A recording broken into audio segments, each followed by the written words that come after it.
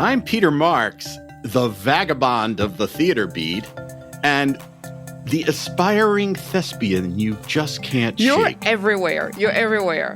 I am everywhere. We couldn't avoid you. I'm Elizabeth Vincentelli. I write for the New York Times and the Washington Post, which is just not as exciting as Peter's life right now.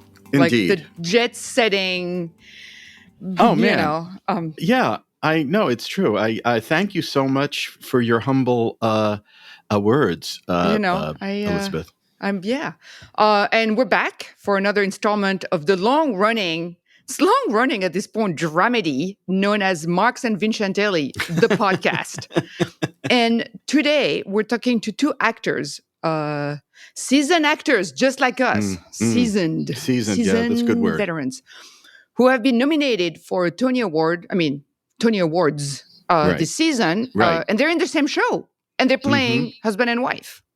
Yes, and if you haven't figured that out by now, we're talking about the marvelous Maryann Plunkett and Dorian Harewood, who are in the musical adaptation of the Nicholas Sparks novel, The Notebook, which, for those who don't know, the three of you who don't know, follows the love story between these older characters named Noah and Allie. It follows them through the decades.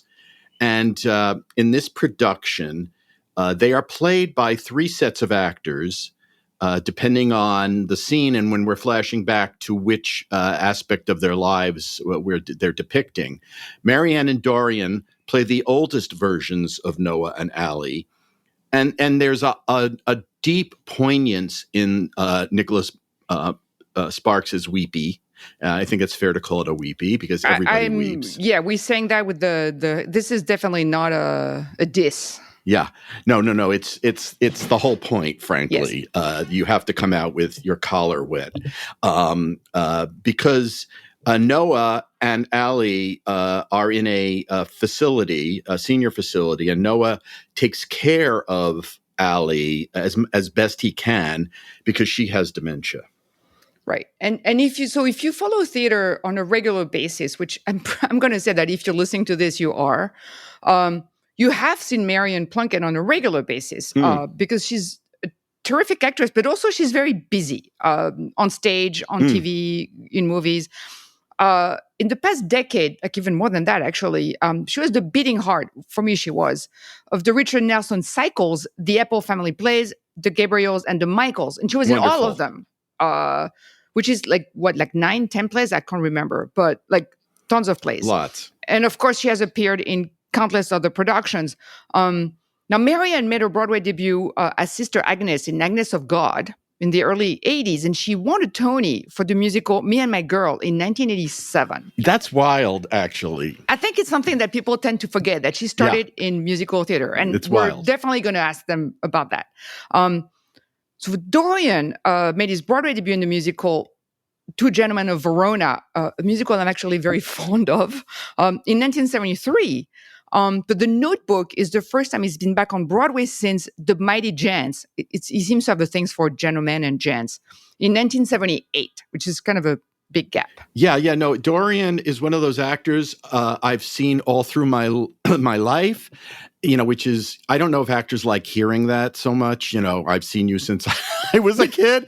I actually had the experience recently of a gray-haired gentleman walking up to me and saying, "Oh my goodness, I've read you since I was a child." And I was like, I was mortified. I know I should have been flattered, but like, it was like, how the hell old am I? Anyway, he's had this very multifaceted career, appearing in countless movies and TV series, starred in the Jesse Owens Story, and of course, the seminal Roots, The Next Generations. He's been a singer, actually, which I hadn't realized, and even toured with the Four Tops. But many more people probably know him as the voice of NBC, which he's been since 2012. I know, right? Yeah, I know. Tonight on NBC on an all-new episode. Stay tuned. That gorgeous voice, that's Dorian Harewood. That's hilarious. I love that. Next on Chicago Fire. Yeah, I didn't know that.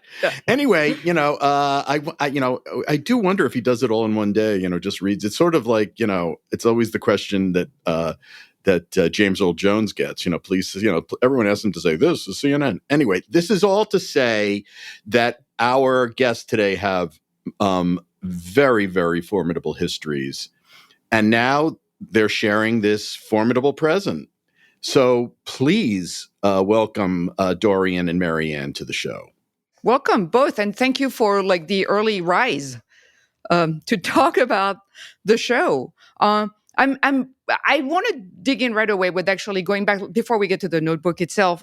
You both are not necessarily known for musical theater, and yet you have deep roots in it. Both of you. So in a way, it's like a full circle thing. Can we talk a little bit about that? Because Maryann, you did a lot of musicals at the start of your career. You got a Tony for one of them. You were in Sunday in the Park with George. I think you replaced Bernadette Peters. Bernadette, yes. As Dot. Amazing. And Dorian, you studied at the University of Cincinnati College Conservatory of Music. And you were playing Judas in a very early production of Jesus Christ Superstar. First professional job, yes. Which is one of my favorite musicals. Yeah, mine too. And you starred in Two Gentlemen of Verona, which I also love, actually. I have great fondness for that show.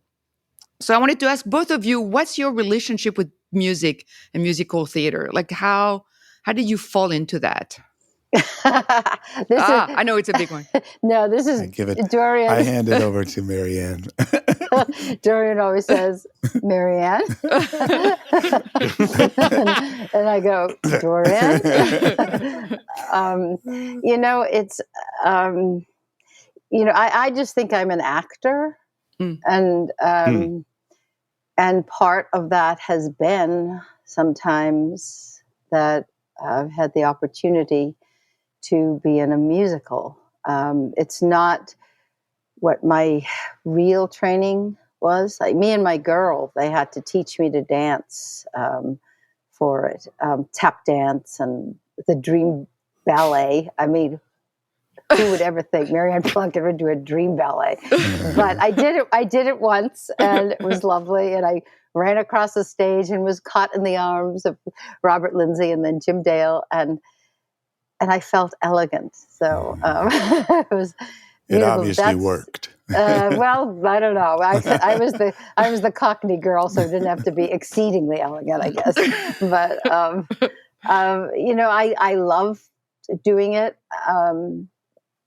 There was a level of anxiety that I always carried with me, I think, because that's not what my really true background was. But it was like a fairy tale. You get a chance to. I mean, Me and My Girl was a real sort of MGM musical too. It was the traditional, and what a kick that was to do that. Dorian?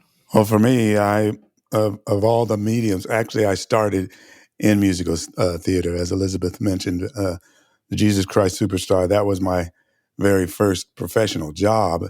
I was in college at the Conservatory of Music.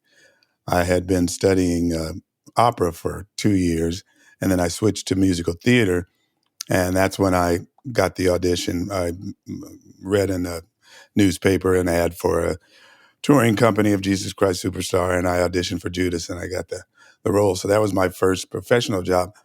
But of all the mediums, theater, film, television, that kind of thing, live theater is my favorite medium, and musical theater is my favorite area of live theater, because I started as a singer. Music is my first love. I love acting, but I love music and singing. So that for me is very special. So it's very exciting to get back to doing that. That's interesting that you had these sort of like polar opposite ways in and ended up together, coming from these very different directions.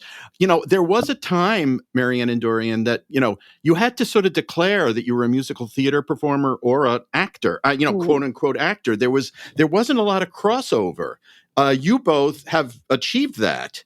And I wondered if that was ever was it ever a bump in the road to have been a musical theater performer, people look at the resume and say, well, we'll consider you for musicals, but you have to make a choice? Or is that never really a conscious decision that you had to make?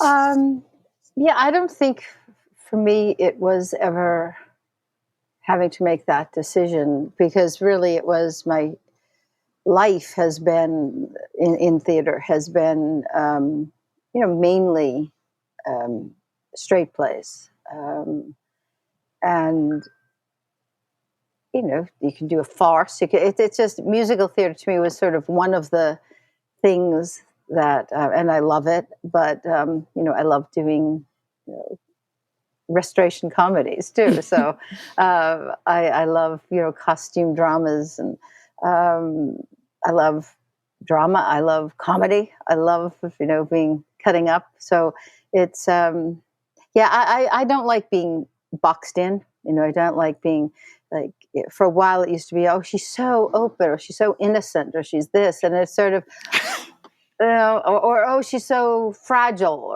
and it's sort of like the most fragile. If you're fragile and you reach a certain age, that means you're really strong. I mean, if you're open, if you're innocent, so if you're open, that means you're a strong person, not fragile. Fragile means you could break, but you can be open and still be a very strong person. Indeed. Well, for me, it was my career just kind of, I've been like on a beautiful, beautiful ride that I got on and moved in different directions. I started, as I said, that musical, and then I went on to New York when that particular company, the Jesus Christ Superstar company, went to Europe. I left it and decided to try my hand at musicals in New York. So I went to New York and was blessed with very, very quick work. Within a couple of weeks, I got a job at a benefit at Carnegie Hall, and then that person liked what I did there and told me about the musical Two Gentlemen of Verona, which had just won the 1972 Tony Award. And he said they're looking for a standby to the lead. Clifton Davis is going on the road with it. They need a standby to the lead for that, and swing singer, dancer. And I auditioned for that and got that. So I jumped right into musical theater, which I loved anyway. So that was not really a choice. It's just an opportunity that happened. And then the big change for me came when I did a musical I auditioned for and got the lead opposite the late, great Betty Davis in a musical called Miss Moffat, which was a musical version of The Corn is Green, the movie that she had done, a true story about Emlyn Williams. So I auditioned for that young character, the kid that she teaches, and she's the one that talked me into acting. I had no thoughts about becoming an actor. I was in another wonderful musical with a terrific actor, Betty Davis. We know she wasn't a singer, but she was a legend. Directed by Josh Logan, the legendary director. Oh my God! Wow! So I was all excited about that, and she talked me into trying acting. And I said, "Well, coming from you, if you suggested, I got to do it, but we'll do it after the show closes, after we get through this long run." Unfortunately, the run ended prematurely. She hurt her back, so we didn't make it to Broadway. But I took her advice, auditioned for my first acting role, and I got a job as a straight actor. So that's how I got on that boat, the acting boat. And I was on that and I've been on that since 74, 75, something like that. So that's how I got into it. I've just been riding different boats and loving it the whole time. So I love that you're playing. You're playing a couple in The Notebook. How long have you guys been associated with the show? Like, I think it's been a few years, right? Like, Maryann, you mentioning that, I think. Yeah, 4 years. 4 years. Were you always? For me. Was it always the two of you together playing the older Allie and Noah, or no? Were you paired? There were, because there were workshops Right. we did 4 years ago, and then COVID happened, and that put a bit of a gap in between. And then we did it in Chicago Shakes, and John Beasley was playing Noah, and then he Terrific became actor.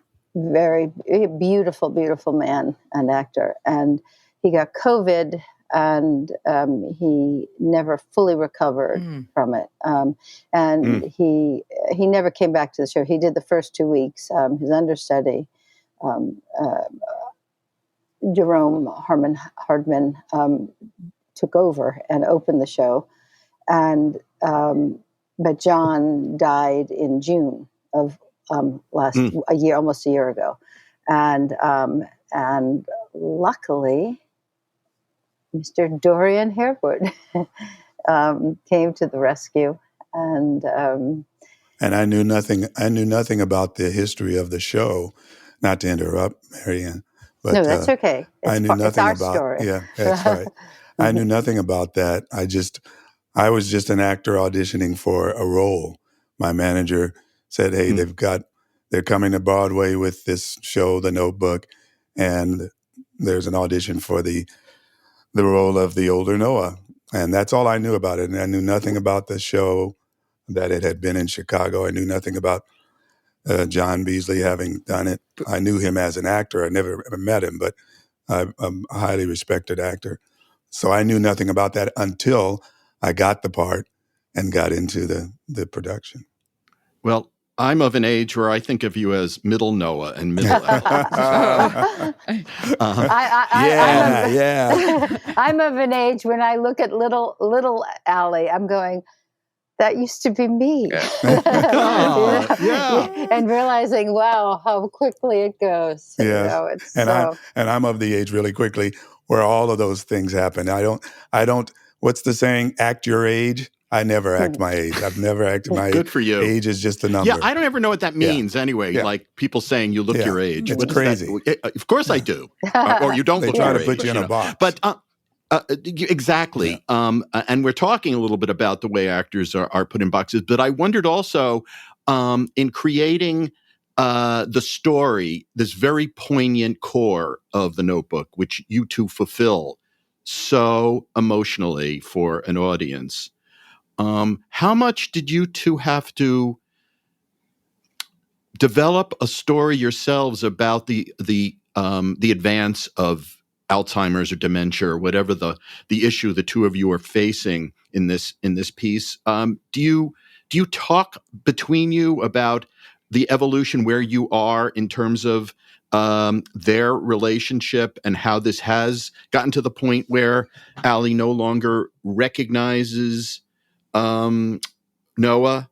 Is that something that the two of you have to talk about outside of the play? Dorian's looking at me again.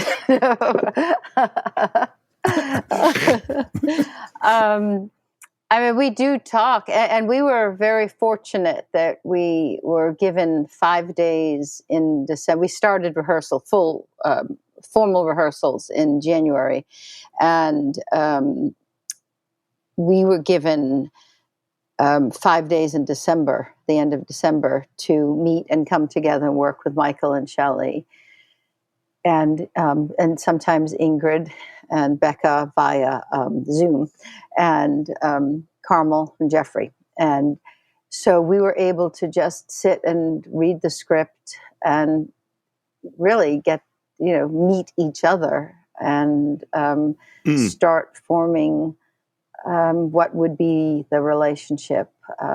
It was invaluable is the right word, right? Absolutely. That's what I was going to say. That always sounds like it means not valuable, but it means very valuable, right? Every time I say invaluable. It was invaluable.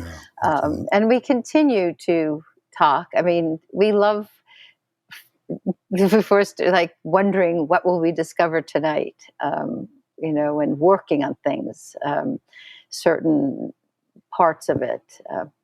Dorian. You. And the script dictates, but as she mentioned, it was so important, and it was Maryann's idea, and I guess the other creative people involved, to meet earlier before the official rehearsals. And it was just very, very important because we had never met. I didn't know anyone. They were coming from an already established setup.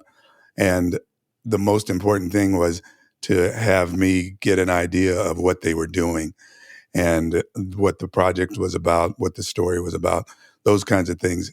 Totally invaluable that we connected then, because we found out right away that both of us are actors that really want to surrender to the story. We don't want to, like some vocalists are vocal gymnasts. They'll take a song and look what I can do with this song. Forget about the song. No, the song is what dictates what you do.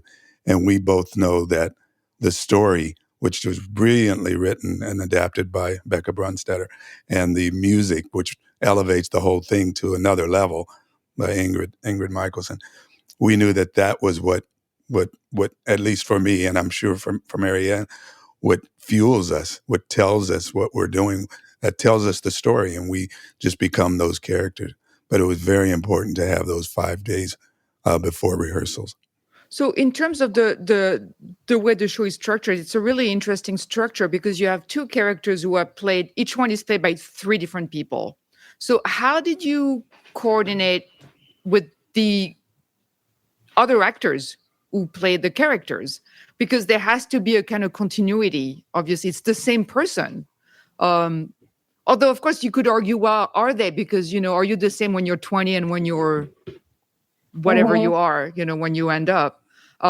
There's that. You are the same, but not. So what kind of conversations did you have with your younger counterparts in the show to create that sense of those are the same people? I think for us, we had somewhat the more laid out role because the youngers had already happened, the middle and the youngers, whereas the youngers they were the beginning. Now, in a way, you might say, well, whatever they do is the footprint. And, watching, I've asked Jordan sometimes, I said, is there a way that you touch John as young Noah, when you touch his face, how do you touch him? Or certain things that, when she pats his arm in one of the opening songs, she like grabs him. And I've sort of taken that as at the end of it's a different feeling. It's age has come in, but it's a gesture. There's a gesture that all 3 of us do, all 3 of the Alleys, of either put a finger or this. And all 3, at least one point in the show, use that gesture. And, now I want to see it again because I didn't see it. There are lots of little, I think, little tiny, and you don't want it to be. You don't want it to be people are imitating each other. But I had a friend who's a therapist who came to see it. She used the word correctly, but I'm assuming she did because she's a therapist. But she said the somatic movement. She said in therapy when she says she notes the gestures or the this of her clients or patients, and she said in this show, she said even though we're all very different, there was a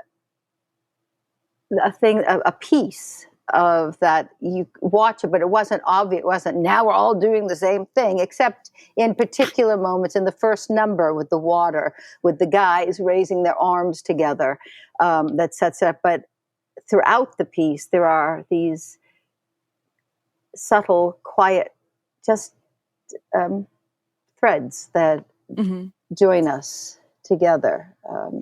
That's a tribute to the beautiful choreography that suggests those kinds of things.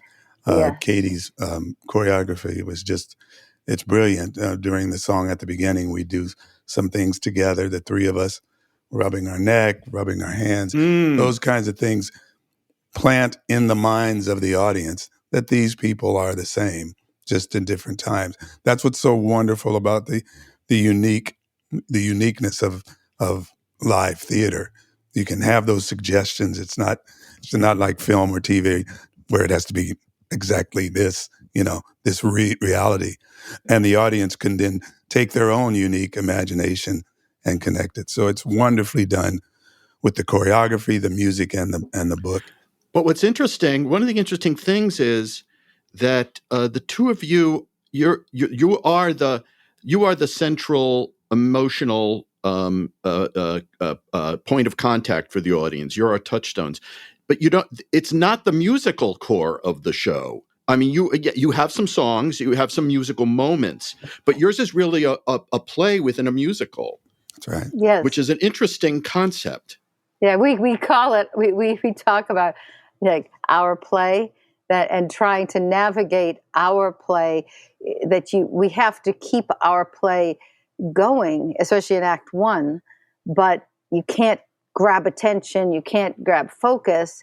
But so where do you find the looks? What is it okay to turn on a word or on a? But so it's a navigation of doing our play.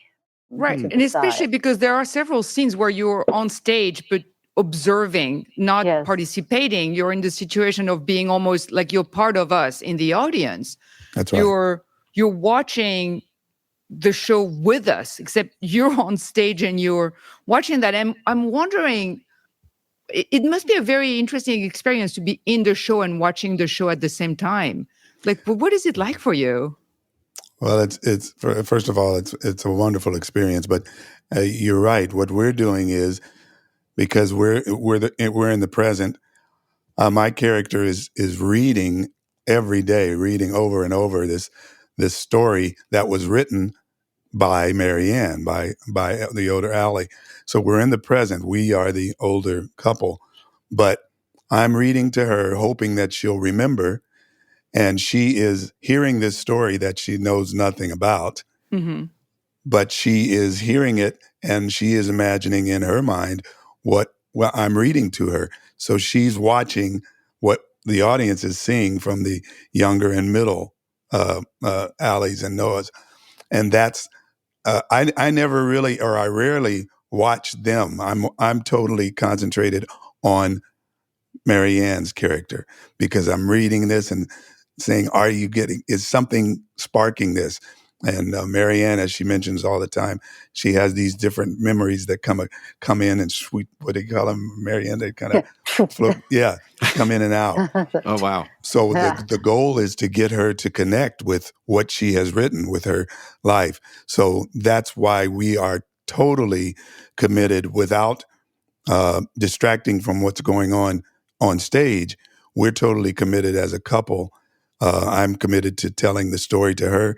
She's committed to listening, and she's interested in it. And her memories, she's imagining what I'm saying, and that is being shown on stage. So it is a commitment for everyone without distracting from anyone. So speaking of reading, of telling a story, how much did reading the novel help you with playing these characters? Did you read the Sparks novel, or is that not helpful? Is that too much information that really you can't process for a story that has to unfold in 2 hours and 25 minutes or so? For me, really quickly, I didn't read the novel. I saw the movie. And what's great is the audience doesn't have to have read the novel or have seen the movie, because this is a unique story unto itself. I'll let it go to Maryann. Yeah. Maryann, how about you? Yeah, I have not yet read the novel, and I have not seen the movie. It's just, life. There's only so much you could do in your life, Right. and but I think what Becca and Ingrid have put together, it tells us everything we need.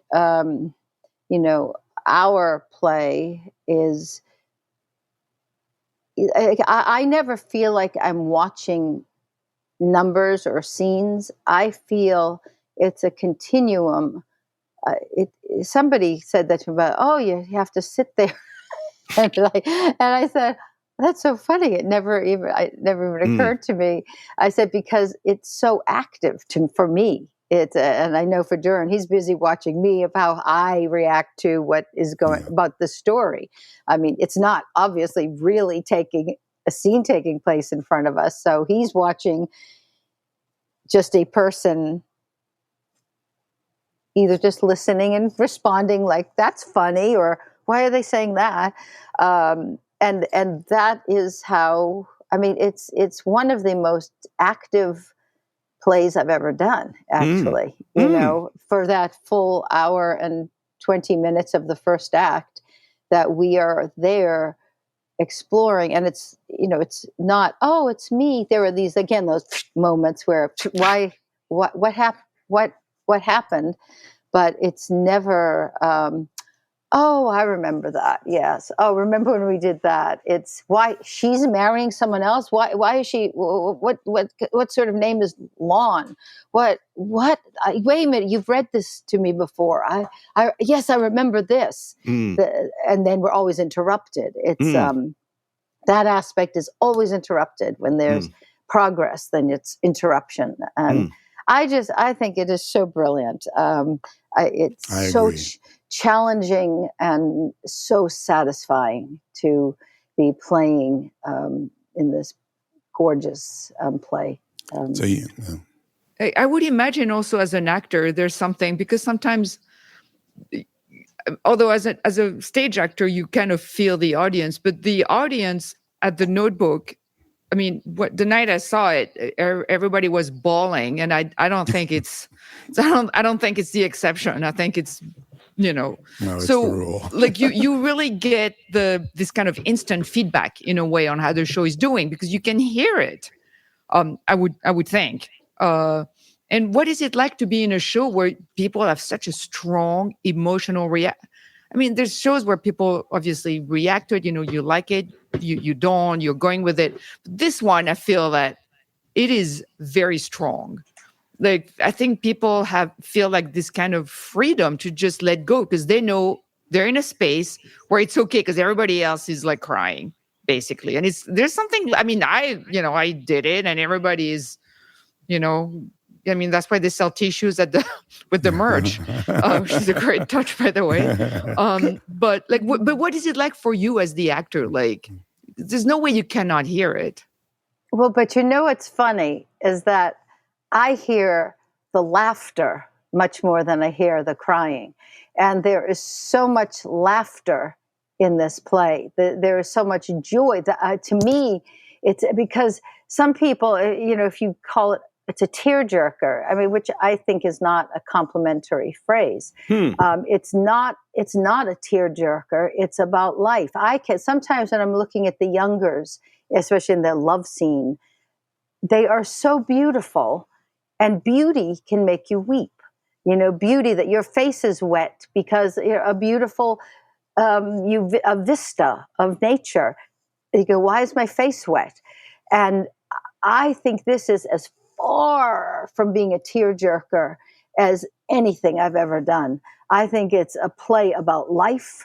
It's about the joy of life, the sadness and the joy. It's about choosing to live a life of, you know, Joy's song, My Days, of at the end of my life, how will I judge my days, how I have lived my days, the choices I have made.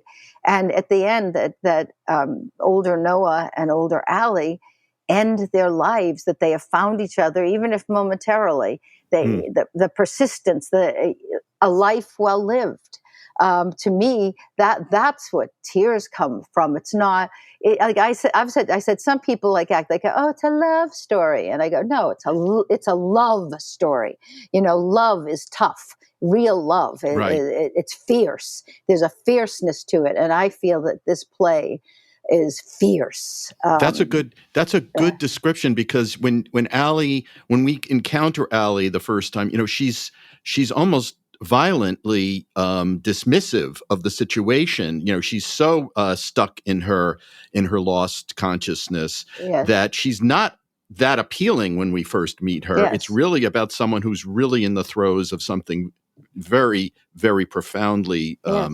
damaging. And interestingly, I took my daughter to see it, who's loved the story, and it struck me as, younger people watching this story, it almost has more profound connections for them, because I think they do crave stories about their parents, their grandparents, understanding them. Mm-hmm. They're sort of told, everything is so youth oriented in our culture, as if to say, you have to pick and choose.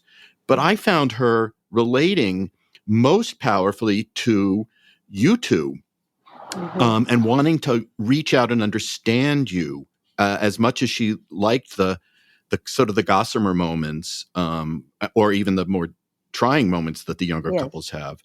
I think she felt, and I watched this with other younger people in the audience, I think they want more of that.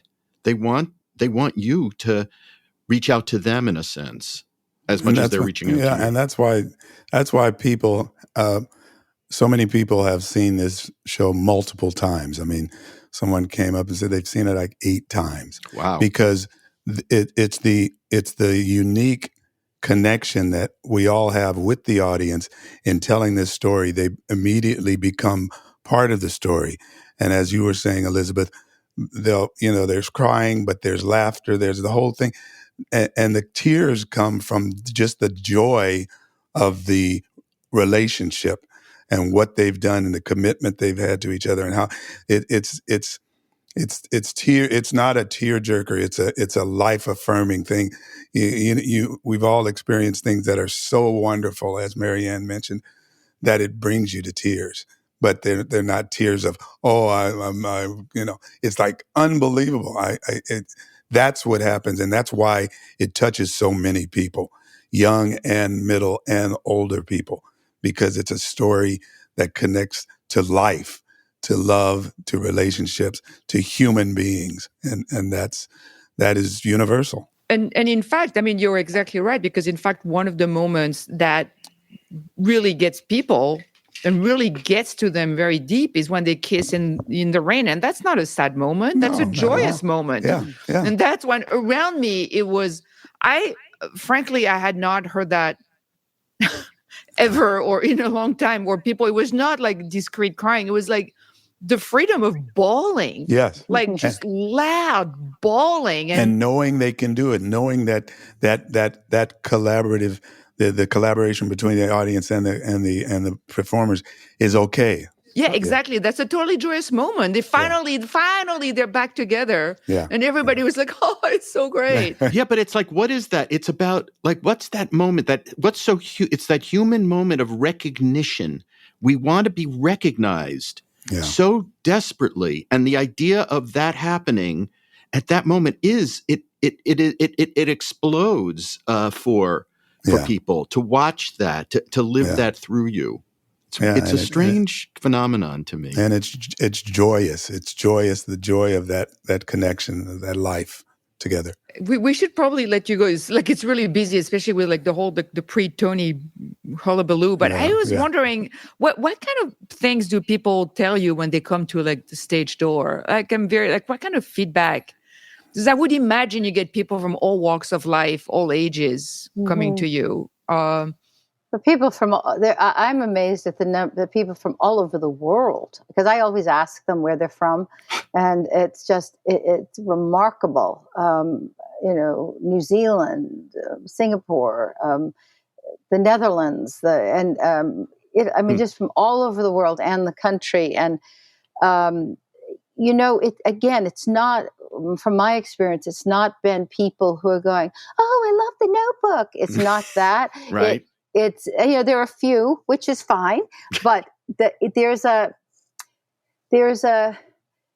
gravitas of people who have seen it, of this is life, because to me that's what it's like. The ending to me is joyous, because we find it. Wouldn't we all, with the people we love, who are our life partners, wouldn't we love to be able to know that we will end our lives together?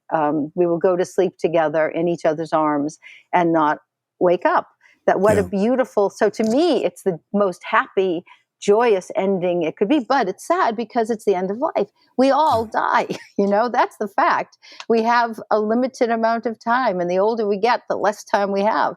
So we can weep over it, or we can be moved by it and find the joy in it. And the people who I have taught, and young people, Peter, as you were saying, that I have experienced, that so many of them, like young people who are fascinated by the elders, who just, it's because I guess in a way it's a hope of there can be loyalty, there can be love, persistence, even in the worst of times, that a life well lived. It's simple and yet complicated. We all have to live our lives, every single one of us. And there's a very, very famous couple. I won't name them. They saw it the other day, and backstage she said, "This is how we want to end our lives."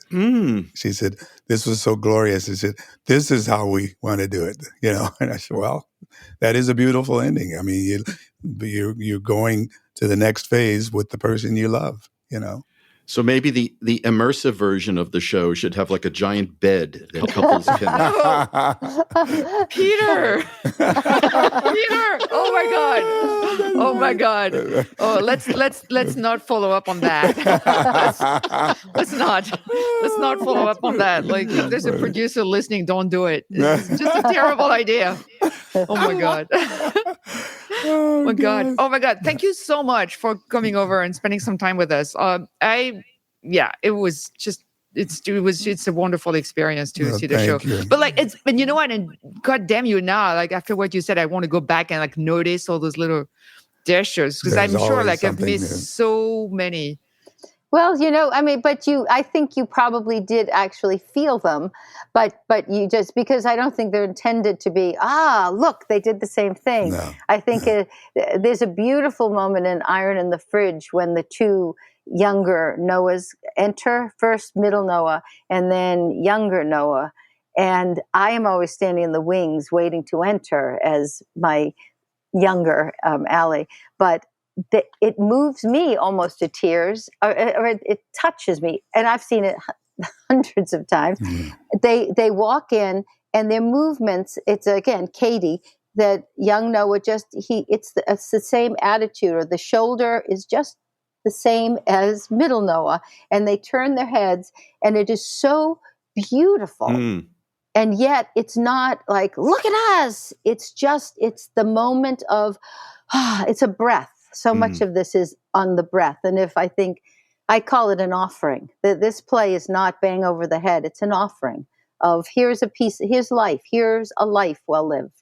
And that's so smart. And I think also, you don't have to look like another person for you to have the essence of that human being in your soul. Yes. And that's another part of this play, this musical, that I think is very smart and of the moment.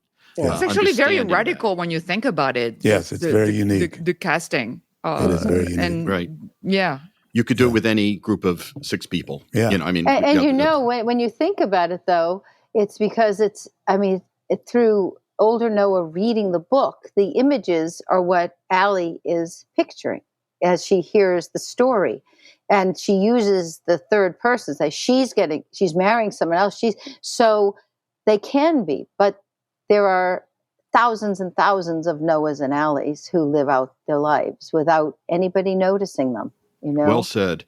Yeah. Well, listen, Dorian, Maryann, thank you so much for joining us. This is a delightful conversation, and it was fun. Can't wait to see you on stage again. Yes.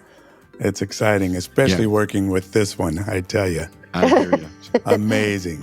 She's amazing. We have a good time. I look forward to it every performance. Well, thank you.